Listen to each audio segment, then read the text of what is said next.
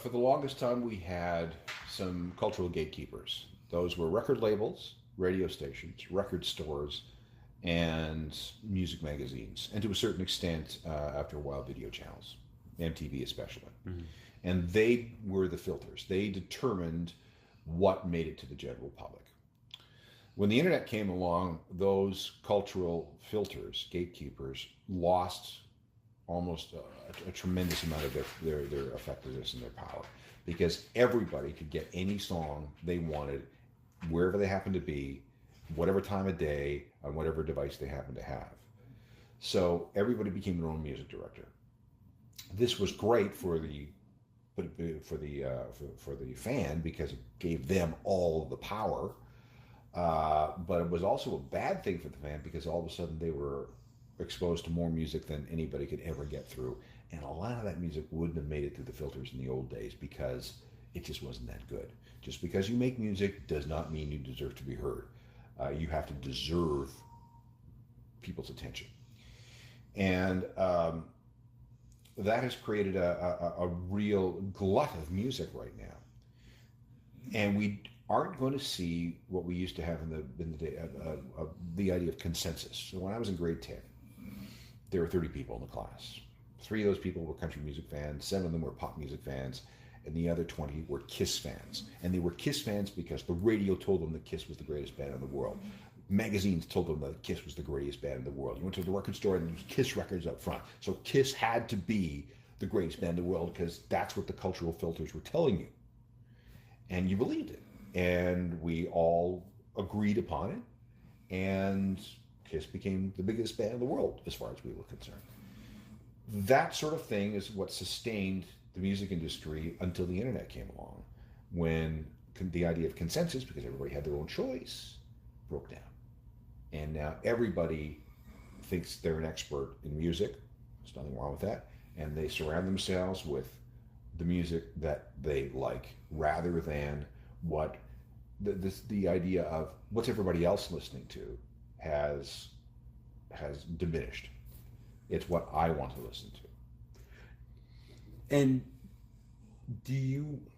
how do you look at that from like a radio perspective? Because it like, as that industry changed and radio started, because radio to me was always like the marketing extension of the record industry. Oh, it was, yeah. So like, you guys, more than I think most people, felt the backlash of the record industry not having a fucking clue what to do with the change. Well, yeah, it's still, there's a very complex transition going on right now between old media and new media, and music consumption habits and patterns. And we still don't know where everything is going. It's only been over the last couple of years, for example, that the record labels have figured out that streaming is actually a good idea, something that they fought against for a very long time. But now more than 50% of their revenues are coming from streaming. Globally, 47% of all music revenues for the labels are coming from streaming. That is up 9 points from last year. So at some point this year, the whole world, streaming will have dominance. What does that mean? How do you sustain that ecosystem when artists aren't getting paid nearly as much as they used to by selling CDs or vinyl? How do you sustain it when the streaming music services are unprofitable because of the licensing agreements?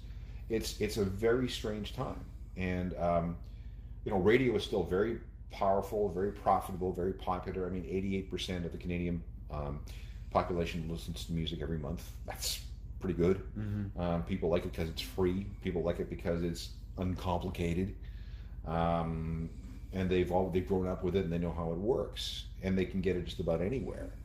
But radio is its current form is completely one way. There's no interactivity, and you either accept what comes with the speakers or you don't. So radio is going to have to evolve beyond just being an AM and FM signal. What form that takes, we don't know.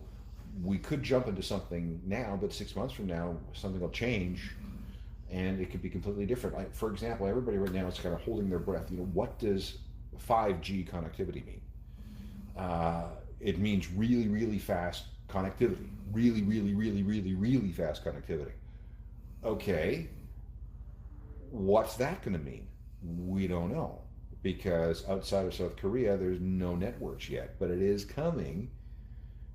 So we don't know what to prepare for. Right. So you mean, well, it's just like baby steps, watch everything, try and adapt as best you possibly can. In the early 2000s and mid 2000s, I was part of a bunch of different projects where we jumped in both feet with internet related initiatives, and by the time we got them all up and running, the industry had moved on, and there was new hardware. Companies had gone out of business. It changed every 5 minutes. Well, it changed every 5 minutes. Yeah. I mean, when I was program director of The Edge, there was no Facebook, there was no YouTube, there was no Twitter. Right. And by the time I finished that stint, we had YouTube, Twitter, Spotify, and everything was. We didn't know what to do with this stuff. Right. And nobody did, because it was so new and because there were so many different components to it. So we'll figure it out. We will definitely figure it out. When? I don't know. Episode of the ABB podcast. Don't forget you can subscribe to our full audio episodes on Spotify, Apple Podcasts, or anywhere you find your audio podcasts. The full episodes, highlights, and our live off-the-floor performance videos can be found at our YouTube channel, and you can follow us on Facebook and Instagram at the AVB Podcast. Of course, you'll find links to our incredible sponsors and this week's guest in the description below. The AVB Podcast is part of the Border City Network. Find more great content at bordercitynetwork.com. See you next time, folks. Bye-bye.